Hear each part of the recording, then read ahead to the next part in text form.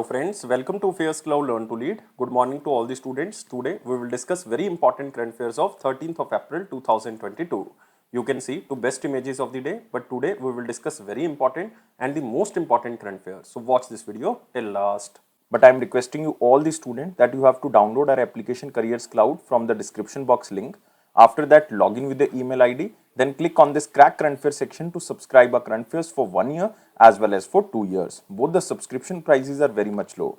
But how we are covering this current affair? We are providing you daily section. In the daily, you will see three things. One is detail, second is question and answer format, and third is the quiz section which you can attempt on our application on daily basis. Next is the weekly section. Again, you will receive three things. One is detail, second is question and answer format, and third is the quiz section which you can attempt on our application on weekly basis. Most important section is the monthly, and we are providing four type of PDFs. One is detail, second is question and answer format, third is best 100 current affair that is also provided in the form of question and answer, and fourth one is pocket PDF. It means 2-liners and the 3-liners current affair will be provided to you so that you can revise these current affairs in quick format before your exam. But to enhance your performance further, we are providing 20 most important topic wise PDF. It means if you want to cover one particular topic, then you can use this topic wise PDF. If you are a banking student, we are providing three things. One is detail, second is question and answer format, and third is the quiz section. But all these three things are only related to banking and economy. And you can attempt this quiz only on our application on monthly basis. If you want to cover all the past current affair of 2021 just from single PDF, then you can use this exam PDF. We are providing detailed budget and economic survey. Expected question and answer will be provided to you so that you can recall that examiner can make these type of questions from budget and economic survey. If you are appearing for your respective state exam, then we are also providing you state current affair, and we are covering every state and union territory. So all these things comes under only one subscription. You have to just download our application Careers Cloud from the description box link. After that, log in with the email ID. Then click on this Crack Current Affair section to subscribe our current affairs for 1 year as well as for 2 years. Both the subscription prices are very much low. But if you are a new student, you are just starting your preparation, then I am advising you to subscribe for 2 years. And we are providing 10% extra discount on both subscriptions if you use this code ASH10. And if you have any query, you can email us or you can call us on this number or email ID. So let's start 13th of April 2022 current affairs. But first of all, you have to like this video. You have to share this video as maximum as possible, and please subscribe this channel if you are new on this platform, and join our Telegram group from the description box link so that you can receive the notification on time. Here is the first question.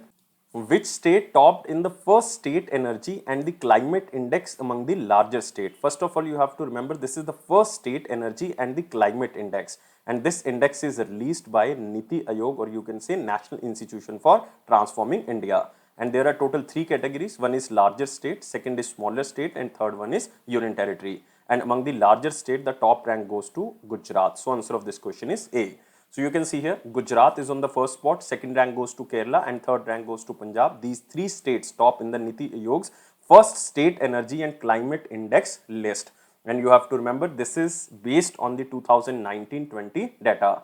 And this index is the first index that aims to track the efforts made by the states as well as the union territories in the climate and the energy sector. And the state of Gujarat, Kerala, and Punjab are the top three among the larger states.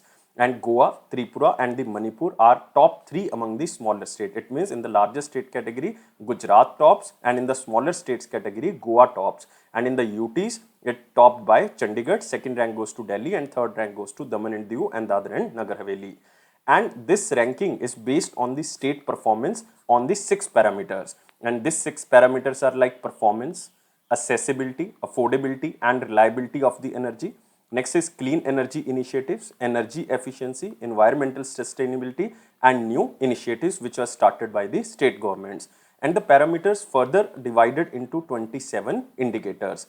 And the state have been categorized based on the size and geographical differences. Like 20 states are covered under the larger state category, 8 states are covered under the smaller state category, and 8 comes under the union territory list. And the data of Ladakh is shared with the Jammu and Kashmir. So you have to remember total 8 union territories are covered. So this is very important index, and this is first time released by the Niti Aayog. And this type of index encourages healthy competition among the states on the agenda of affordable, accessible, and efficient and the clean energy transition at the state level. So remember three things. In the largest state category, it is topped by Gujarat. In the smallest state category, it is topped by Goa. And in the Union Territory category, it is topped by Chandigarh. So you have to remember all these. Moving to next question.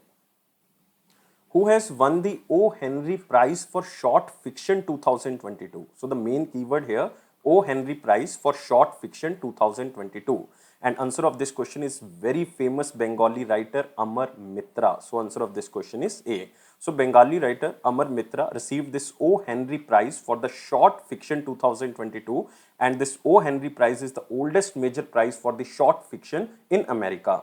So you can see here, veteran Bengali writer Amar Mitra, you can also see here the picture of Amar Mitra, has won this year's O. Henry Prize, and it is for a short story he wrote in 1977. And he received this prize for the English fiction of his 45 years old novel, which is known as Gaon Buro in Bengali. And this book or this novel was translated into English as The Old Man of Kusumpur in 1990s, and the English one was translated by Anish Gupta. You can remember the name if you want. Anish Gupta translated this novel into English, but originally it was written in Bengali, and in Bengali it was named as Gaon Buro, and in English it is known as The Old Man of Kusumpur. And this person Amar Mitra has authored 30 novels, 4 books for children, and 10 collections of the short stories. And in 2020, the story was sent to the Common newspaper, or you can say the Common, an American literary journal, and it was published in the March 2021. And this Old Man of Kusumpur is a short story that was about a man's journey to a remote village to meet a seer-like feature who is supposed to have answer to all the life problems. So this is the story of one person who is going to a remote village to meet a seer-like figure who is supposed to have answers to all the life problems.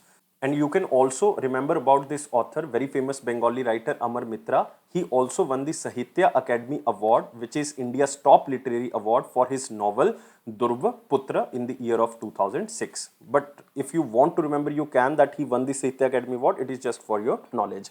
And you can also remember about this O. Henry Prize. This O. Henry Prize is only yearly award given to short stories of the exceptional merit.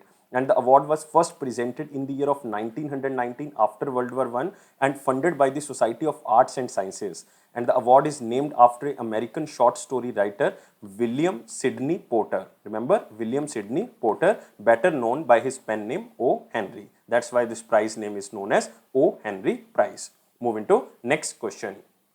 Next is in the very important question section, but first of all, you have to like this video, share this video as maximum as possible, and please subscribe this channel if you're new on this platform, and join our Telegram group from the description box link so that you can receive the notification on time. Here is the first question in the very important section. Who is appointed as the new Foreign Secretary of India? One-liner question, but this is the very important question, that who is appointed as the new Foreign Secretary of India? Earlier, this position was with Harshvardhan Shringra, but he will retire on 30th of April 2022, and after that, Vinay Mohan Kwatra will take over as the new Foreign Secretary. So, answer of this question is C. So, Appointment Committee of the Cabinet has approved the appointment of Vinay Mohan Kwatra in 1988 batch Indian Foreign Service officer as the new Foreign Secretary, and he will replace the current Foreign Secretary Harshvardhan Shringla, who will superannuate on 30th of April 2022.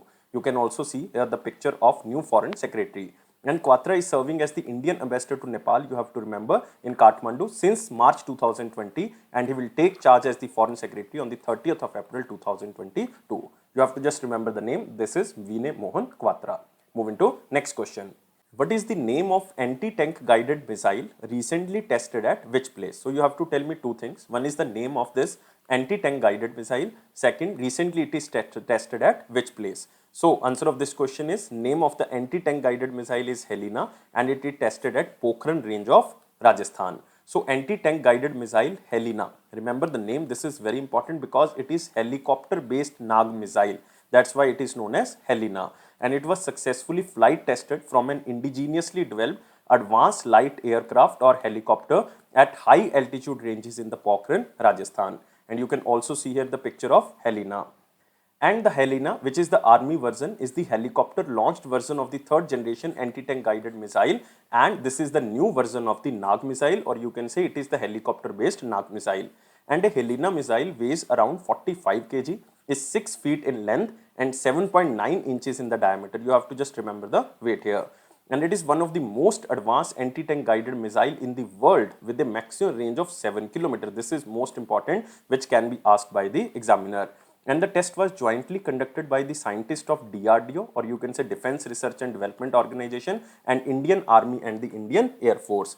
And Helina missile system has all-weather, day and night capability and can defeat battle tanks with conventional armor as well as explosive reactive armor. So the Air Force variant of Helina is named as Dhruv Astar. You have to remember, the Air Force variant is known as Dhruv Astar, but the Army version is known as Helina. So this is very, very important, and name of this anti-tank guided missile can be asked by the examiner. Moving to next question. Which state and union territory launched this AVSAR portal under the Connect to Opportunities initiative?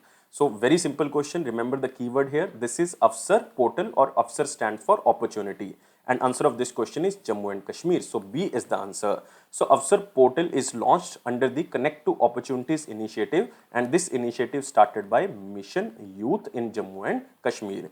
And this mission is launched by Jammu and Kashmir Lieutenant Governor Manoj Sinha ji. You can also remember the name of Lieutenant General Manoj Sinha. You can also see here the picture of Manoj Sinha ji, and he launched this portal. This is known as AVSAR portal, to connect youth with the industry.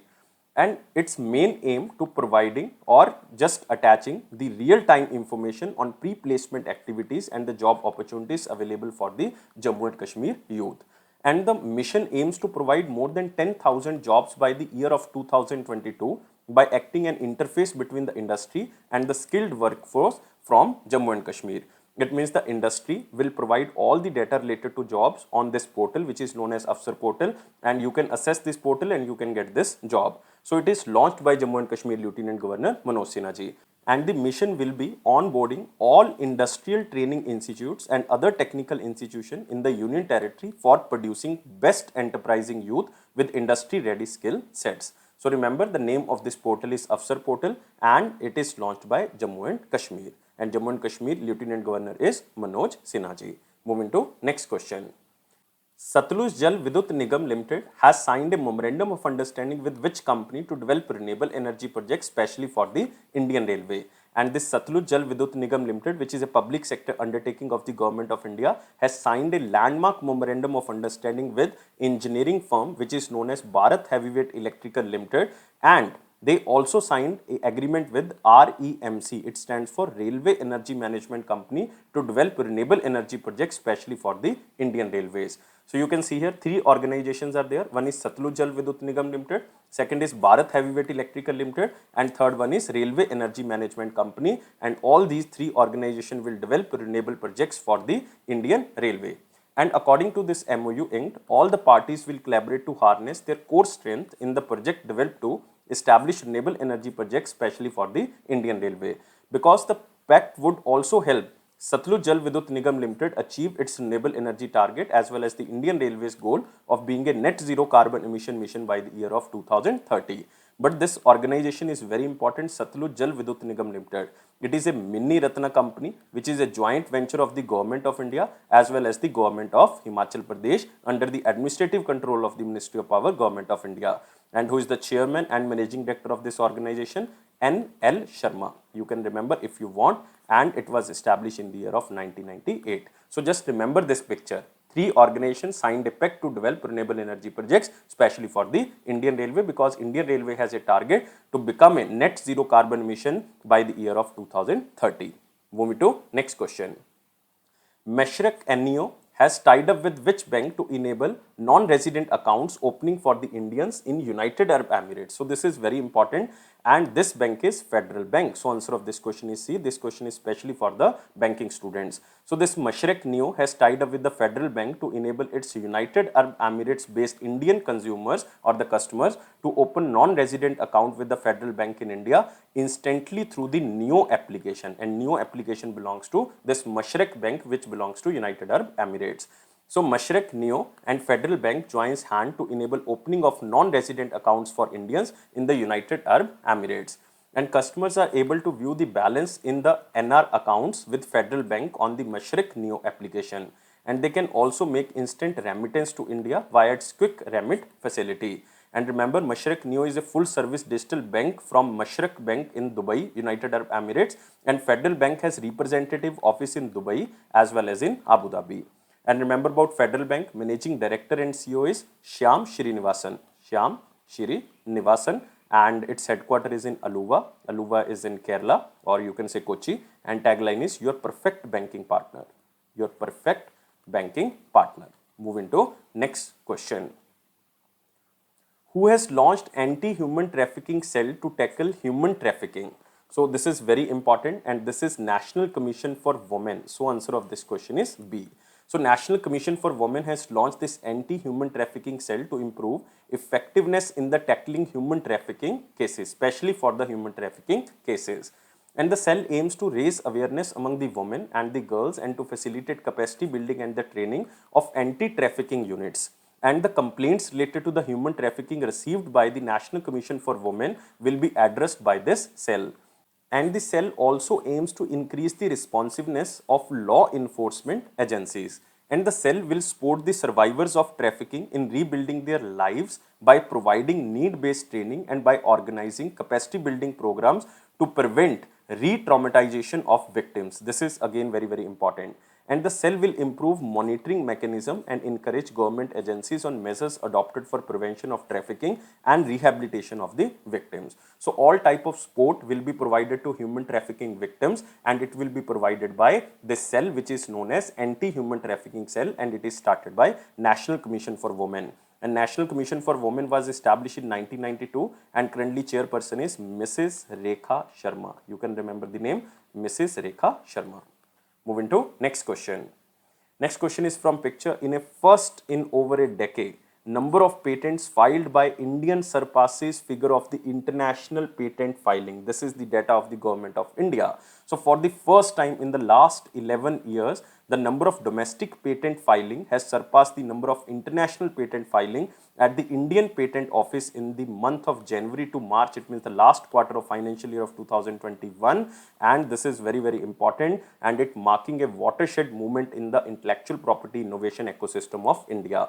So out of, you can say, total 19,796 patent applications filed, 10,706 were filed by the Indian applicants compared to 9,090 by the non-resident or non-Indian applicants. And Government of India already started so many initiatives which boosted intellectual property regime in India, like fees concession of 10% rebate on online filing, 80% fees concession for the startups, small entities, educational institution, and so on.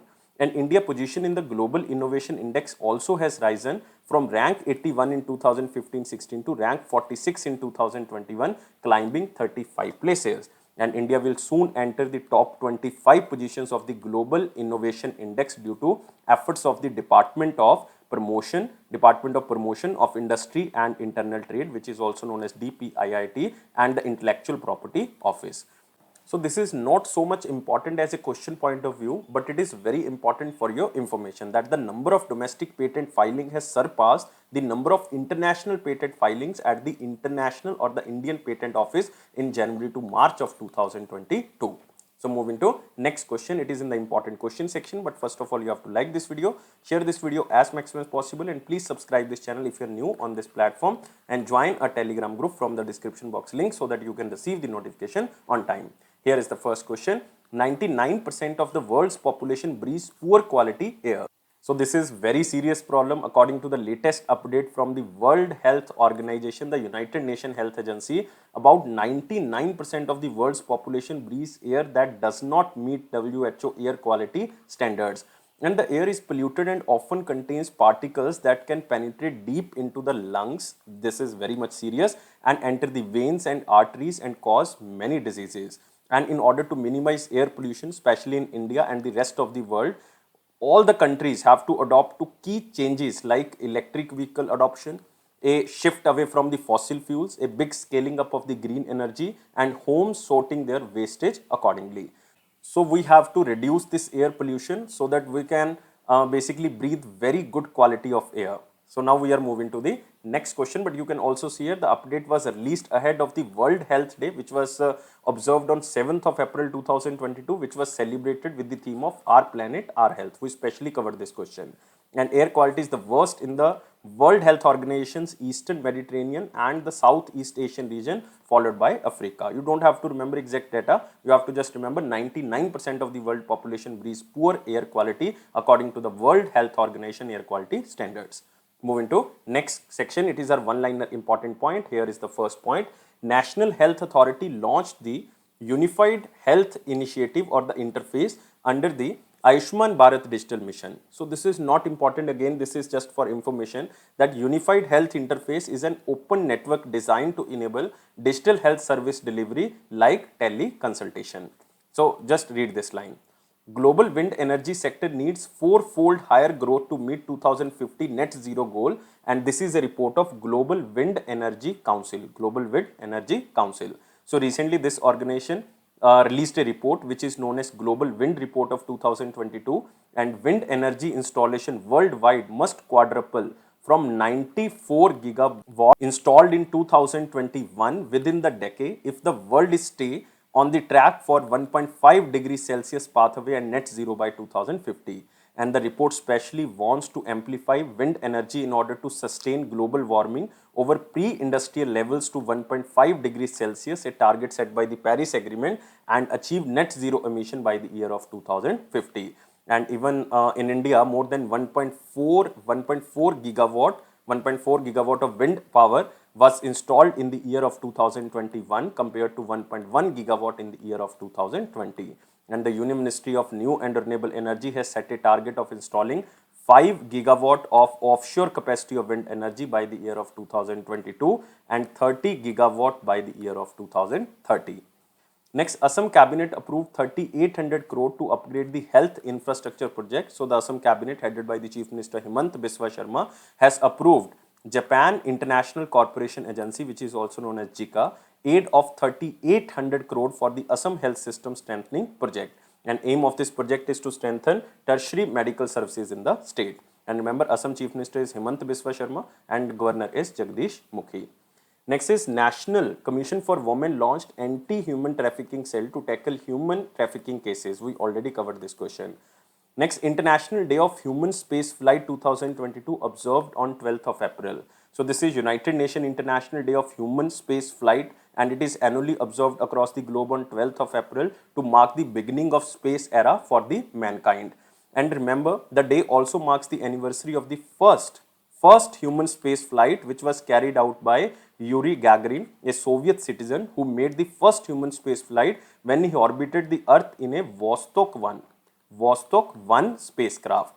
And in 1957, remember, in 1957, the Soviet Union launched the world's first man-made satellite, which is known as Sputnik 1 into the orbit. And the day also highlights the important contribution of the space science and technology in achieving the sustainable developmental goals. So this is International Day of Human Spaceflight, which is observed every year on 12th of April. Last is International Day of Street Children 2022, observed on 12th of April. So this day is specially observed to acknowledge the strength and resilience of millions of street children across the world. And the day also recognizes the humanity and dignity of the street children in the face of unimaginable hardship. And the International Day of Street Children has been celebrated globally since the year of 2012. It means it was first observed in the year of 2012. Moving to the question of the day. What was the question of 12th of April 2022? The credit risk to the bank is high from which of these cards? So very simple question, because credit card means it is a type of a loan which is given by bank to you. Debit card is your own money, so it cannot be the risk of bank. So answer of this question is A. So credit card, which is a loan amount which is given by bank to you, so it is the maximum or the high form of risk which is given by the banks in the form of cards. So moving to the question of the day, what is the question?